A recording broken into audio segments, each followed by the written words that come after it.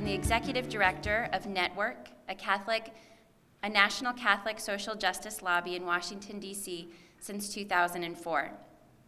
She is a religious leader, an attorney, a poet, with extensive experience in public policy and advocacy for systemic change. As an advocate for the poor, Sister Simone lobbies on issues such as healthcare, immigration reform, and economic policy. And as a noted speaker and educator on these public policy issues, she has been invited to such events as the Democratic National Convention and even the Colbert Report.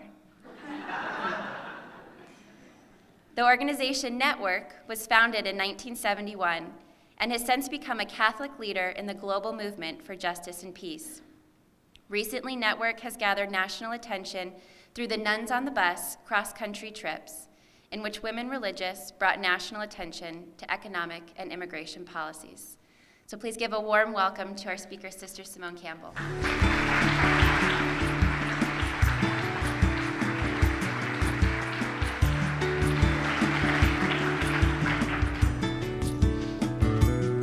Thank you so much for coming out on a Sunday. It really is an honor to be back here in St. Louis, and twice in 1 year is a bit surprising.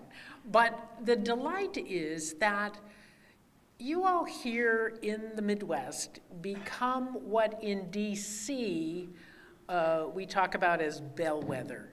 You all become the important sounding blocks that resonate on Capitol Hill. And even for people who are not from Missouri, often what happens here in the heartland is an indication of what people in Congress think they ought to do. And one of the challenges is they have gotten some wrong messages based on what I've picked up, and that somehow we have to figure out those surprising ways to get justice heard in some new and unexpected ways. So hopefully today we can talk about some of the economic justice pieces that are at risk right now. We'll talk a little bit about immigration reform, and then we'll make sure that there's plenty of time for questions, answers, conversation, dialogue. Because I'll tell you, for me, I'm always most interested in the kinds of things that you all are experiencing and what's happening. So we'll have a good chance for back and forth, give and take. And I must say that, Susan, when you opened with the idea of bringing something new into the world, the bus really was an experience of that. It is the experience and explosion of surprise. Because I never, in my wildest dreams, expected anything like what happened. I mean, join the convent, lead a quiet life. That's what I've got to say. But this moment of opportunity, to me, indicates the level of hunger in our nation for some alternatives, for an alternative message, and for an alternative way of coming together. That hunger is at, I think, the base of the Nuns on the Bus experience. Because while Catholics came out to experience it, lots of people came out, not just Catholics. And that was a surprise to me. But then what I found is many people said to me, you know, I don't really believe in much of anything. And while I'm worried about what your day job is, you know, the religion side of stuff, I really like what you say. It matters to me. And what I've come to realize is that in our nation, organized religion is not necessarily, how can I say this, in everybody's life. A lot of people have gotten turned off for a wide variety of reasons, some of which us Catholics could go on and on about. But we won't, because we're disciplined, right? In the new year, the first day of the new year, we'll pick up your new year and say our New Year's resolution is to look forward. But what we do know in our nation is that in this experiment of democracy, in this risk of trying to say that you don't need just one person making a decision, in this risky business of saying that we, the people, can govern ourselves. We, the people, are hungry to be the people and not just individuals, isolates, fearful, separated, having to go it alone. And that's the piece that I hope we can talk about today, and how some of our economic policies show what we are caring about or what we're not caring about. Okay? So what I see is that we're going to chat a bit about the current U.S. situation. Then we're going to look at what works. It's so rare in Washington to talk about things that work. So I want to give you some information about good programs that need to be supported. And then talk about effective way forward. What can we do together to move forward? Okay? So let's start by talking what's happening economically in our society. What's going on? I believe I did this when I was here last time, but it's really important to understand what is happening in our nation to see the income shifts.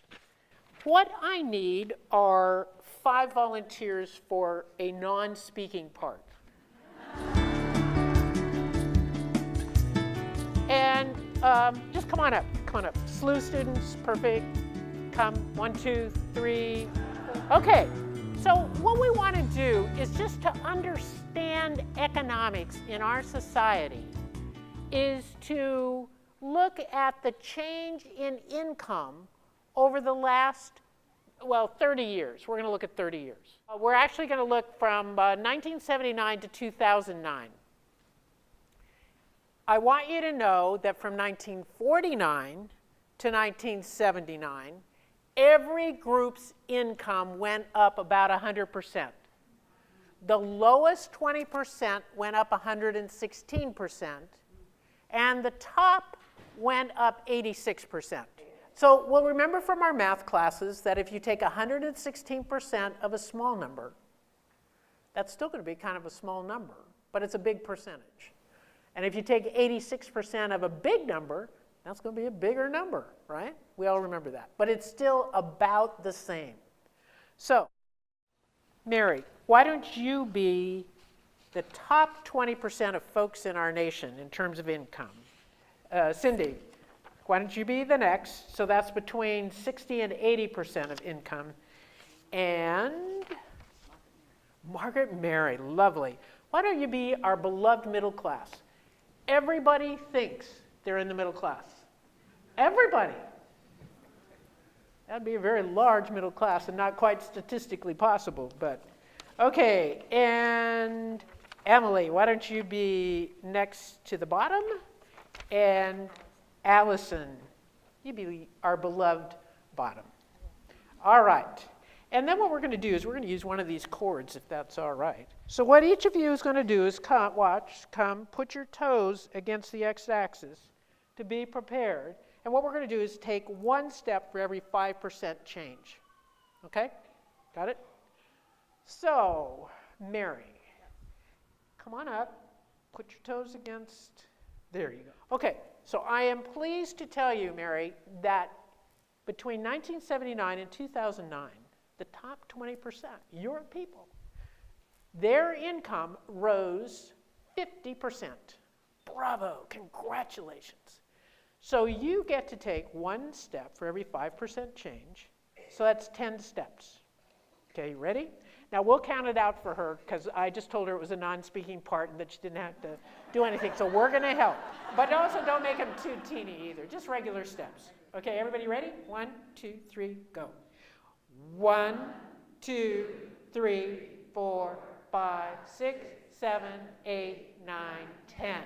Bravo, bravo. The next, this is between 60 and 80% of income in our nation between 1979 and 2009. I am pleased to tell you that your income went up 23%. Congratulations. 30 years, a lot of work, but 23%. So you get to take 4.5 steps. You ready? Okay, on your mark, get set, go. 1, 2, 3, 4.5. Well, slightly more, another inch or two. Perfect. Okay, Margaret Mary, right? Why don't you come on up? The beloved middle class. All right, the beloved middle class, for this same period, their income went up 11%. So you get 2 steps. Don't spend them all in one place either. You ready? 1, 2. All right, Emily.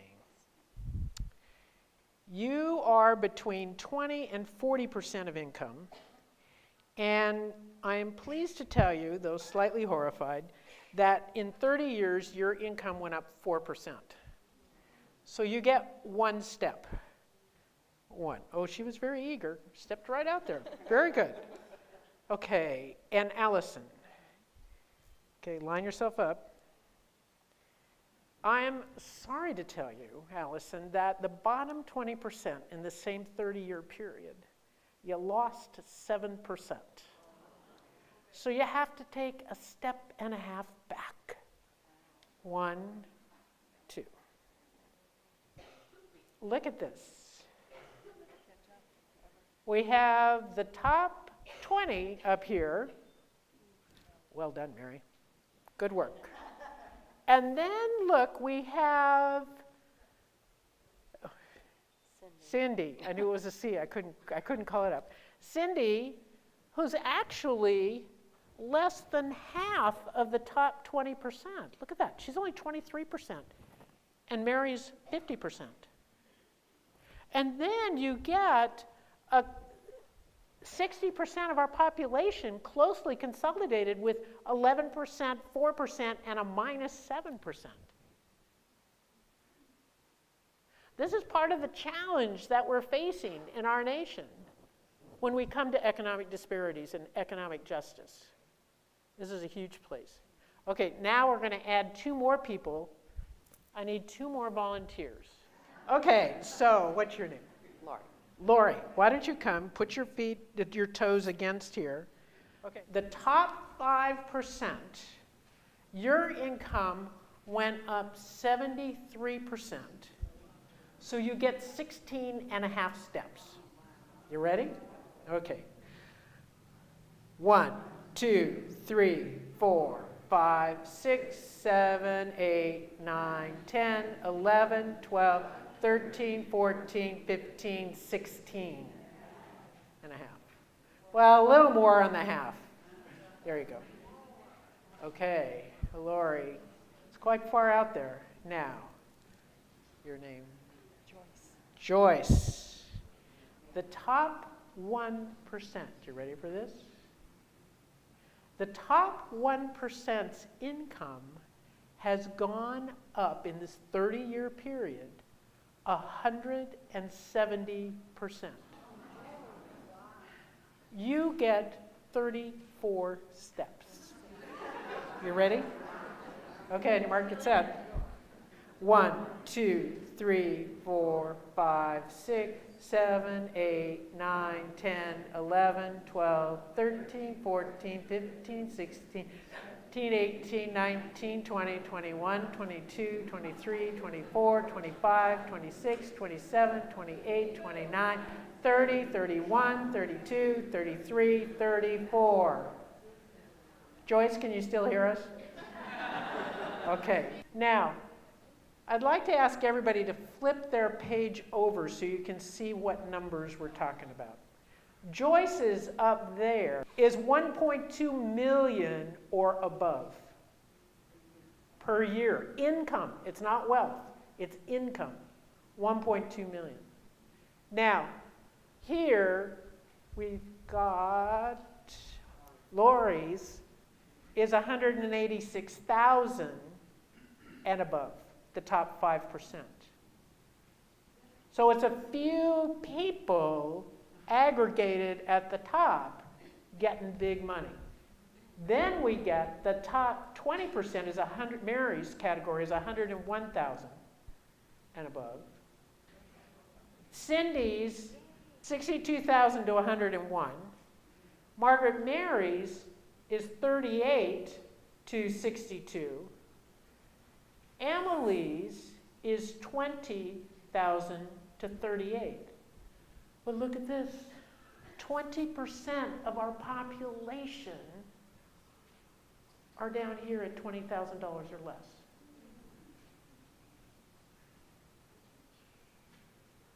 Ooh. Isn't that hard? It's a family unit. It's a family unit. So it could have, one of the things about this that makes it hard is that you could have different numbers of dependents.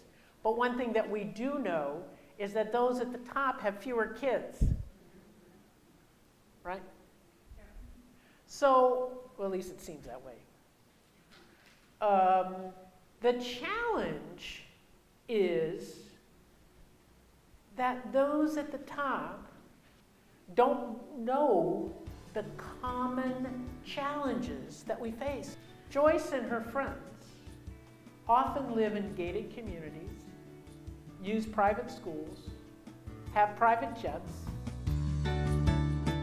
The fact is, the distance between Joyce and the majority sets up a lack of understanding. And the fact that the top doesn't use the common good services, doesn't ride a bus, doesn't know what the needs are because they're so far away. And the only way I've ever been able to explain Governor Romney's statement in the last presidential election that 47% of the people are takers is just that he's so far away he doesn't have a clue as to how hard it is to raise families down here at this level. What do you think? How does this strike you? What do you think? Unjust.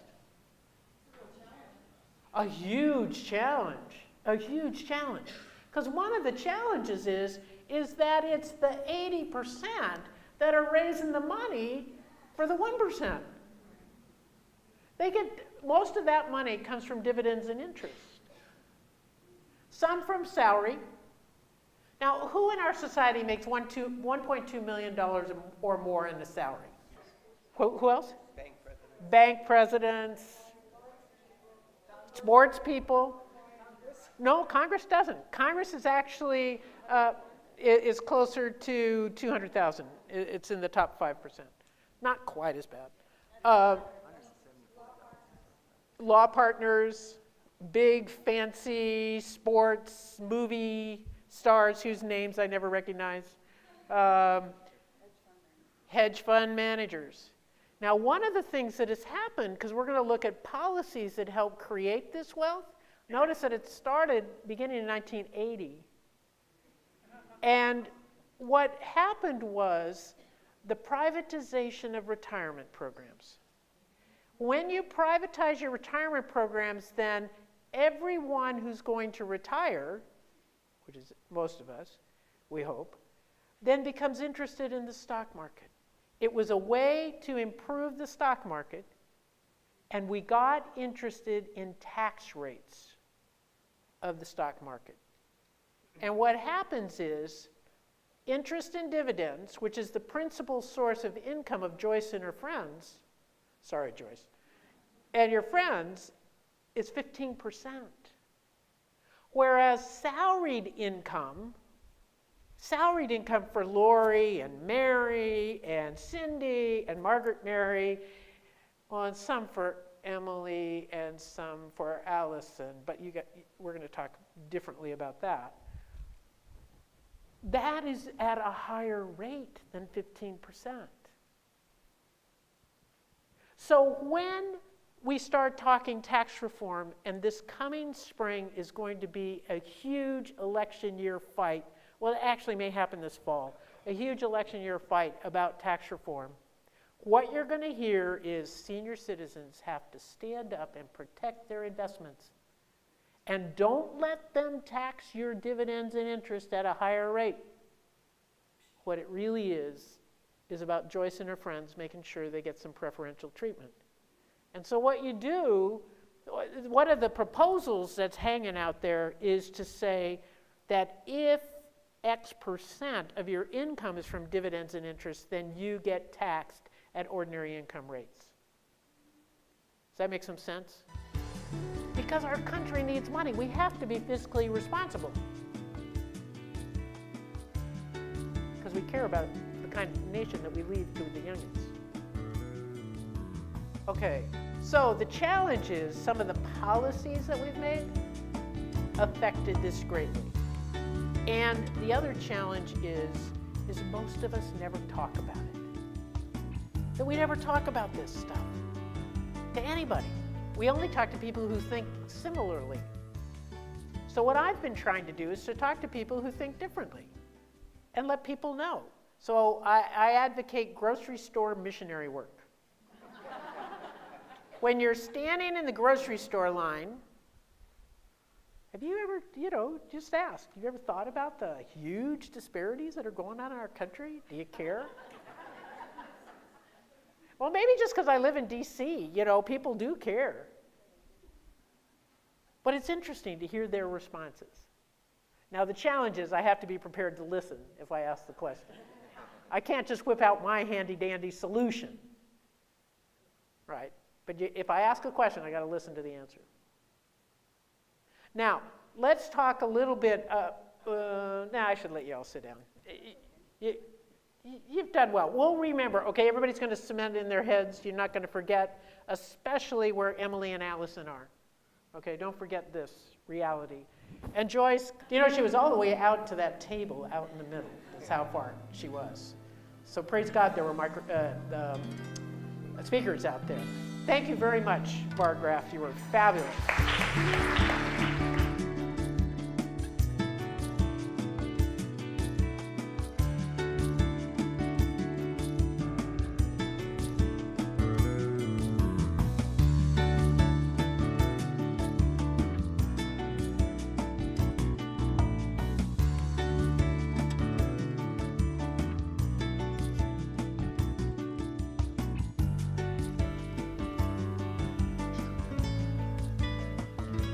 For this idea that has been going around in D.C. that, oh my heavens, we're in economic chaos. The deficit is too large. We've got to fix it. And in order to fix the deficit, we need to end programs for people who live at the economic margins of our society.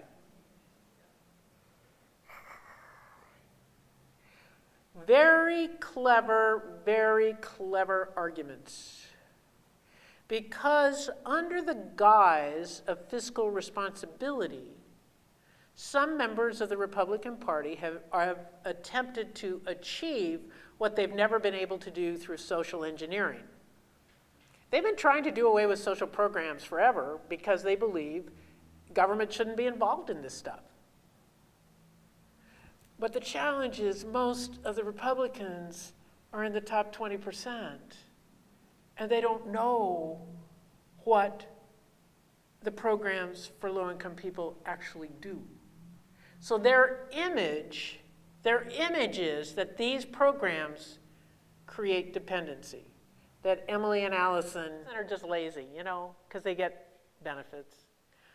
So I testified in front of the House Budget Committee on July 31st. I'll never forget it. The hearing went on like 3.5 hours. It was just an amazing experience. But do you know what the theory of Congressman Paul Ryan is? His theory is if you end programs for people who have low income, you'll end poverty. Because then people would have to work. What Paul Ryan does not know is that 68% of the people who receive food stamps, it's called SNAP, 68% of those folks are employed.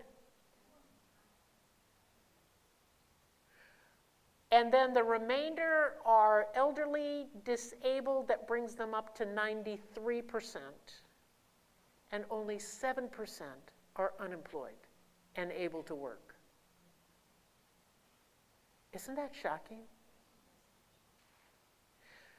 Minimum wage is also going to be a big argument come the spring because it's always a great election year issue. But do you know that minimum wage in our nation, if it was going to have the same buying power that it did in 1970, would have to be $12.50 an hour instead of $7.25. The fact is, we as a nation, through our representatives, have chosen, rather than raising wages, we'll create a safety net. Because we do believe workers should be able to eat. Does that make some sense? Not much, but I mean, you get the idea. The challenge is that the folks in Congress are up there in the top, and a bunch of them don't know what it is to struggle at the bottom. I was recently, this week I was in South Dakota. We stopped along the way at one of those, small little cafes to have lunch. And I was shocked. Shocked. Do you know, at this little cafe on our way to Yankton, you could get a full roast beef sandwich, mashed potatoes, with a few pathetically overcooked vegetables for $5.50. And I realized minimum wage in small rural places, maybe you could get by on. And then I realized one of the challenges is we have a whole bunch of senators from small rural places. And the deal struck in the Constitution that gives every state 2 senators is working to our disadvantage economically, because those folks don't know what a pressure it is to try to live in Washington, D.C. on minimum wage. It's not possible. The challenge that we face is trying to educate ourselves and our representatives to the truth of the struggle. Therein lies the challenge.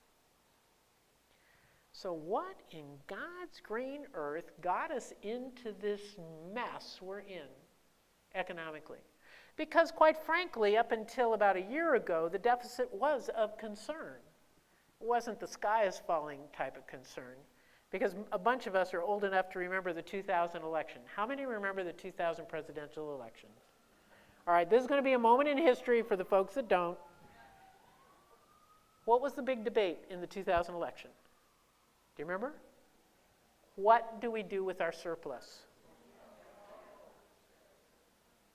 A mere 13 years ago, the big question was, what do you do with our surplus? Yeah, lockbox. Get it in that lockbox. But the challenge is, the party that won was the party that said, give it back to the taxpayers. Give it back to the taxpayers. They know how to spend the money best. Well, when you give taxes back to the taxpayers, guess who's going to get most of the money back? Joyce and her friends. Lori's going to do pretty well too. Now the challenge of that is, the theory was, they'll make jobs.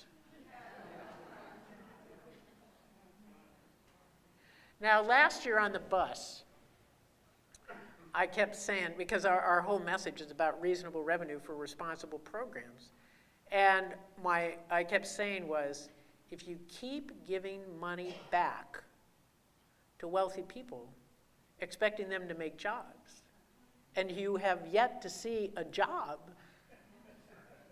then you know what the definition of insanity is? You keep doing the same thing over and over, but you expect a different result. Oh, bright. We've never been noted for being really bright sometimes, except I think really in this instance, it was the effort to control the outcome and benefit a few. And this is where the intersection of economics and politics becomes very worrisome in our nation.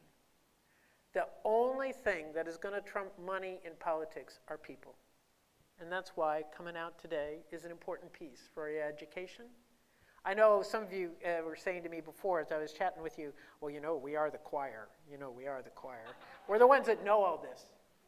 But I have a friend in D.C. that says, you know, we have choir practice for a reason. So the important piece is that we learn and then we do missionary work. You can have little choral arrangements. I don't know, I just thought of this. Maybe you could shop together at the grocery store and cover all the different lines or support each other in asking that tough question. But it really is true that we have got to break this open. So what got us into this mess? Why is 2000 not the same reality now? Well, first of all, the Bush-era tax cuts. There were 2 Bush-era tax cuts that, as of last year, accounted for 35% of the deficit, of the imbalance. Okay? 35%. It is the biggest part. The second is that we put 2 wars on a credit card. I opposed the Iraq War. I was sort of ambivalent about Afghanistan. But the fact is, we were irresponsible in not paying for them. If they were worth fighting, they were worth paying for. And rather than pay for them, what we did was basically put them on a credit card. And you know what that crafty Bush administration did? Crafty. They financed 2 wars in what we called supplementals. So they never showed up in the budget. And a supplemental is supposed to be for emergency funding. And so the Bush administration, about every January, February, would say, oh, surprise, we're at war, we couldn't predict it, we need a supplemental, hurry it through Congress and get it funded, because our troops on the battlefield need it. Then what happened? The Obama administration ran on the idea that they would include the wars in the budget. So now Republicans say, the Obama administration, the budget's been totally out of whack, running up this deficit. It's only because they included the wars in the budget and didn't pretend they were surprised.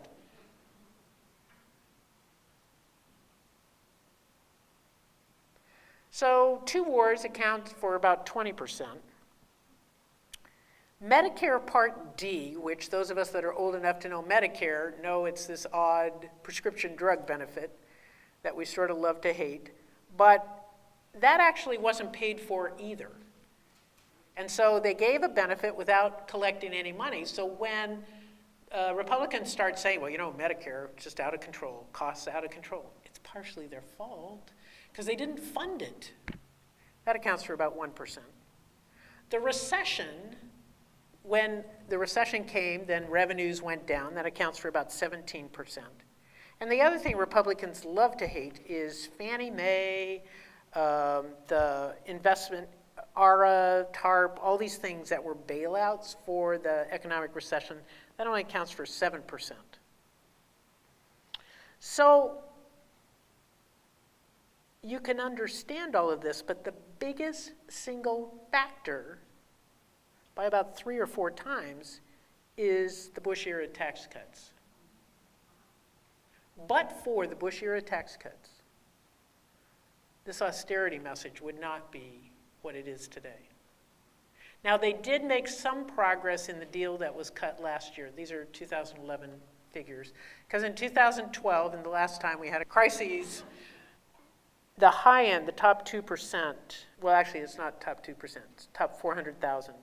$400,000 and above, for that amount of money, about above $400,000 per year when it's earned income, not dividends and interest, there is, the Bush era tax cuts ended. So Joyce and her friends had to pay a little bit more. It helped. But I think what is really going on with all this finances is the struggle for the soul of our nation. And this is the part that worries me most. And this is why I think people respond to the bus. Because it's easy to blame Joyce or to say that Emily and Allison should work harder, or that it's really Mary's fault, or it's Margaret Mary's fault for being the middle class. The fact is, we're all responsible. And so one of the things that I've started thinking about is that an unexpected consequence of all of the fabulous work done about civil rights, trying to atone for the sin of our past, for slavery and for discrimination and for all of the ways that we have discriminated against people. One of the unintended consequences from civil rights is that we all got into our groups to demand our rights. And I, as a woman, since the Vatican says I promote radical feminist themes, I might as well claim it. But one of the challenges is, I want my rights.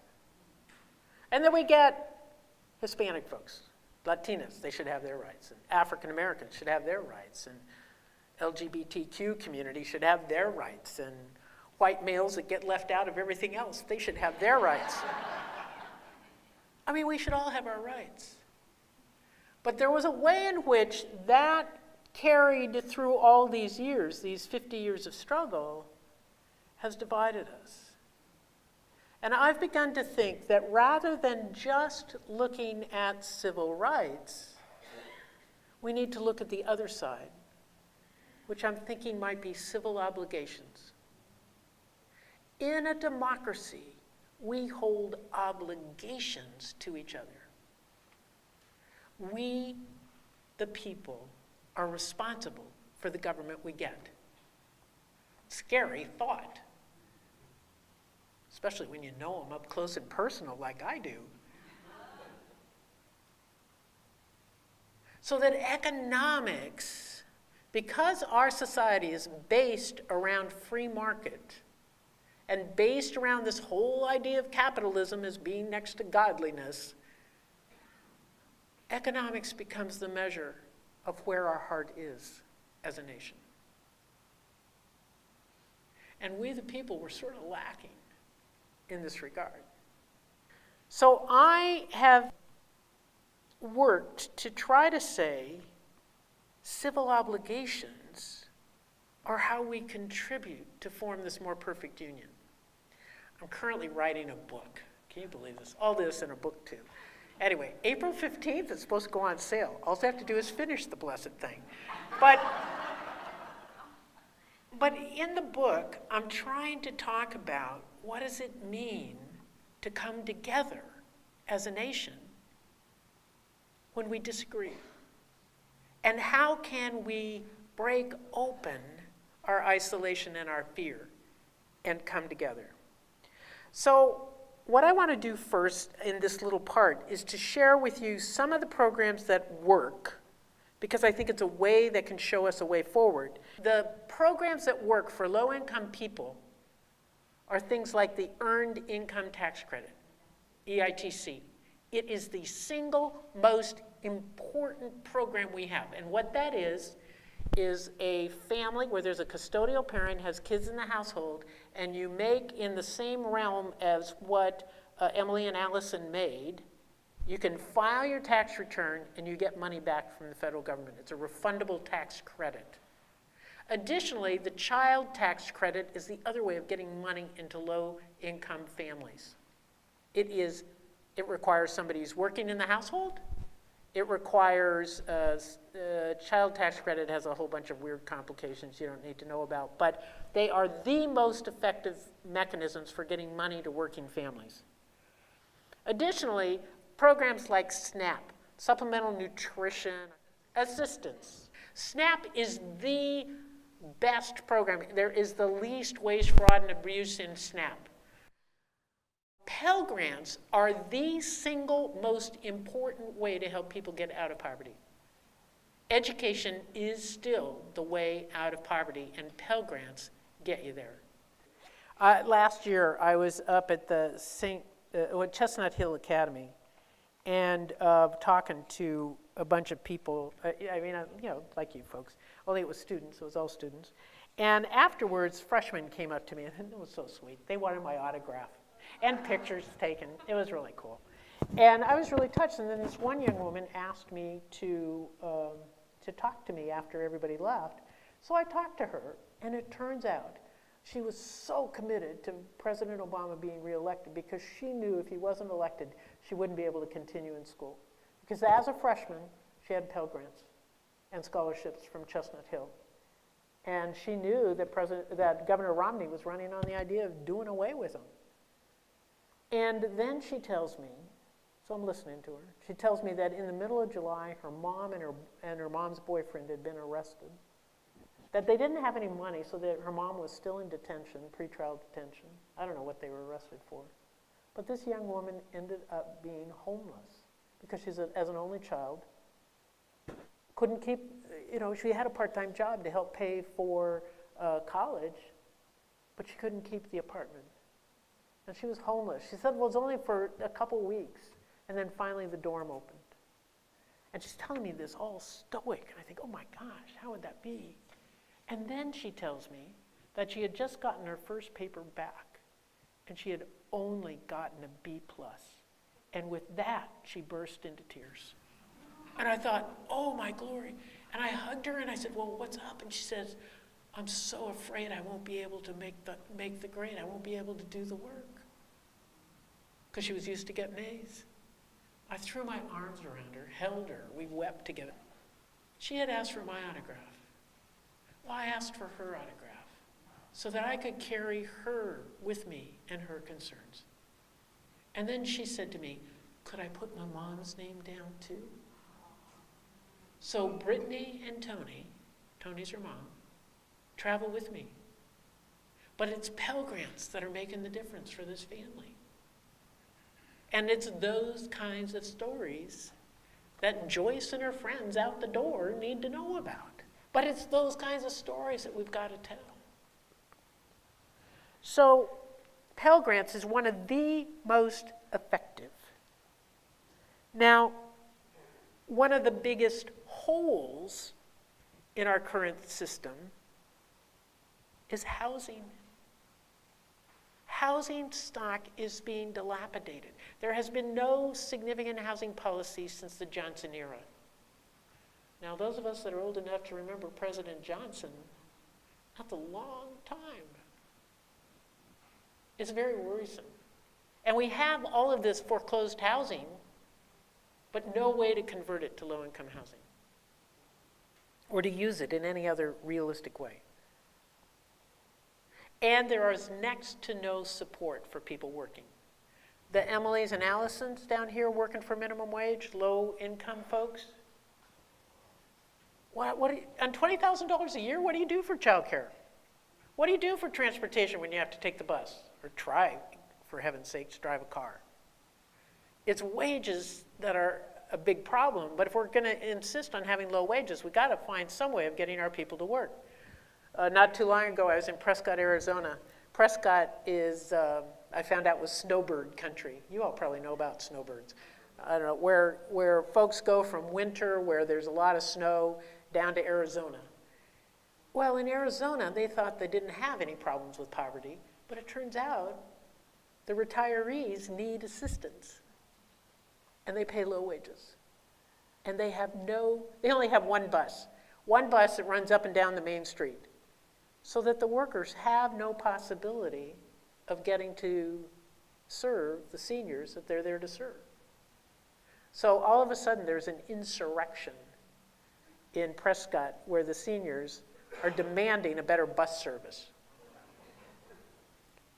Because, see, we are in this together.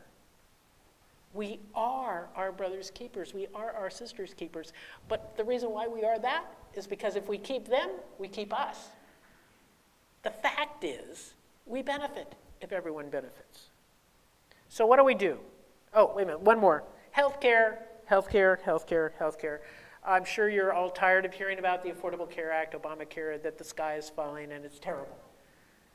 The louder they yell, it's because it's going to make a difference for us. And the insurance industry really hates losing as much money, as much profits, and curtailing their CEOs' salaries and dividends and interest. That's what's fueling this ridiculous fight right now. The fact is, and the reason why some governors don't want Medicaid expansion is because if you don't expand Medicaid, it's the Achilles heel of the Affordable Care Act. Because if you don't expand Medicaid, the payments to hospitals to serve the uninsured are automatically going down, because the idea was that money would then go to cover Medicaid. But if you don't expand Medicaid, the money goes down anyway, and your hospitals are crippled. Got it? So you gotta join up with your hospitals. Hospitals are really hot on getting Medicaid expansion. So those of us activists, it's fun to go lobby with CEOs. They're great people to lobby with. But it's really important that you understand it's the last gasp of the insurance industry to be able to have unregulated profits. That's what's going on. Oh, don't you love capitalism? All traditions say it's how you care for those at the margins of society that is the measure of faith. In the Christian tradition, we hear it in James. In the Jewish tradition, we hear it in just about any prophet you can think of. My favorite is Isaiah. In the Islamic tradition, you hear it in the Quran all the time about caring for those who are left out, that is the measure of your faith. So what do? Well, we've got to come together and care passionately. We have to care passionately that we live the constitutional values, because those are the ones that we've agreed upon as our nation. So we, the people of the United States, in order to form a more perfect union, have got to establish justice. And Pope Benedict, Pope Francis, Pope anybody you can think of, has said that you cannot have charity until you have justice. Justice must come first. And the dignity of each individual demands basic food, education, healthcare, housing. Those are the basic principles that promote the dignity of every individual. And so if you're really pro-life, you're going to be pro-dignity of everybody. Some of you have heard me say this, but you know, the idea of valuing the dignity of each person sort of got hijacked by those people that favor birth only. It's really important that we value all of life. That means after folks are born too. So it's a huge challenge. But a piece of our faith has been manipulated to serve the interests of business. And I don't know if they know it, but it's certainly true. We've got to find a way, so we have to establish justice. But the other place that's so important in establishing justice is balancing our budget. Balancing our budget, especially in the area of military expenditures. Because what's happened in military expenditures is that it's over the last 12 years, it's been an explosion of expenditures without accountability. So I'm taking a page from the Republican playbook. I love doing this. This is so much fun. Because the Republicans are trying to say that, well, you know, fiscal responsibility, we just can't afford these poverty programs. You know, they're not working anyway, so, well, we just can't afford them. We have to cut off food for people now so we can feed people in the future. I've been told that. That's a quote. It's so hard to be nonviolent sometimes. But so what I'm doing is saying, with the military budget, we do not have the luxury, in tough financial times, we do not have the luxury of no bid contracts. We do not have the luxury of having no audits or no accountability. In tight financial times, we need to get every penny of value we can from our tax dollars. And the biggest place to look right now is the Pentagon. Pentagon spending is out of control, and we need to rein it in. Isn't that kind of fun? We've never been able to do it from the nonviolence argument, but we can do it from the economic argument, because it's absolutely true. We cannot afford all this money that we're throwing at them. And just let me say a word about Syria. It took Network a while to develop a position on Syria because we were waiting to hear from the Good Shepherd sisters and the Daughters of Charity that are in Syria. They're Syrian sisters. And I met them a few years ago, and finally we heard from them. And the sisters told us that the sisters in Damascus are afraid of the rebels. They're afraid of the government, because the government had always protected them. They had protected religious minorities. But they were now afraid of the government, but they were even more afraid of the U.S. and what the U.S. might do. So for us then, it became imperative that we be strong and say, no, a targeted bombing is never that targeted. And we have to be realistic. This is not a military option. There's no good military solution. I mean, that's what they said about Iraq, and look at the mess we made. So we can't start another one. But it's an economic argument that can get as much power as the humanitarian argument because of the values in our odd society. So what do? Establish justice. Ensure domestic tranquility. Well, if we continue in this huge income disparity, we will not have domestic tranquility for much longer. If I can help it. We're going to try, but what we have to do is lift up how it's not fair. And most people at the top think, oh my heavens, they don't know this. The other piece is, that I didn't say, is that I was giving a talk at Trenton College of New Jersey, and this one young man in the room discovered he was not middle class. He had always thought his family was middle class. And he realized when we turned over the signs and found out what the income was, his family was in the bottom. He had never known that. And his parents had protected him and his sister so that they could get to college. Well, he started to cry because he realized how grateful he was to his parents. So somehow we have got to let people know what reality is. Then, okay, so these are our values. These are the ways forward. And we've got to change our budget. We've got to register our voice. We've got to lift up the fact that we as a nation are community. And if we have adequate resources for our priorities, we have reasonable revenue for responsible programs. And so my last little piece is to tell you that the interfaith community in D.C. has created a budget. Well, most of a budget. We've got our principles, we've got all of the things that follow, and it's basically reasonable revenue for responsible programs.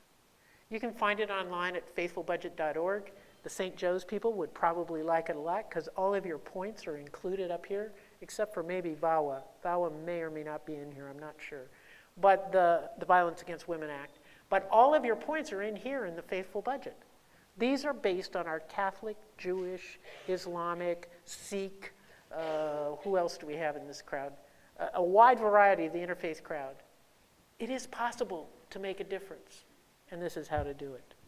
So, people of St. Louis, we're counting on you. We're counting on you to use your voice. We're counting on you to do missionary work in the grocery store. We're counting on you to speak up. Now, I know some of you probably have brothers or sisters akin to my brother Jim. So I have this new theory, because Lord knows I couldn't talk to my brother Jim. So I think we should just swap brothers. It's way easier. It's way easier to talk to somebody else's brother than talk to my own. So I will trade you one brother Jim for yours. How's that?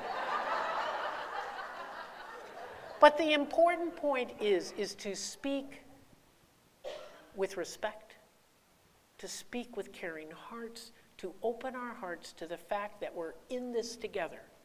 And the only way forward is for the 100%, for all of us together to come together and say, we, the people of the United States, will form a more perfect union. We will establish justice, ensure domestic tranquility, provide for the common defense, not the special defense, the common defense, and promote the general welfare, and secure the blessings of liberty to ourselves, and our posterity, the kids from St. Joe's, the kids from SLU, our grandkids, our kids from where?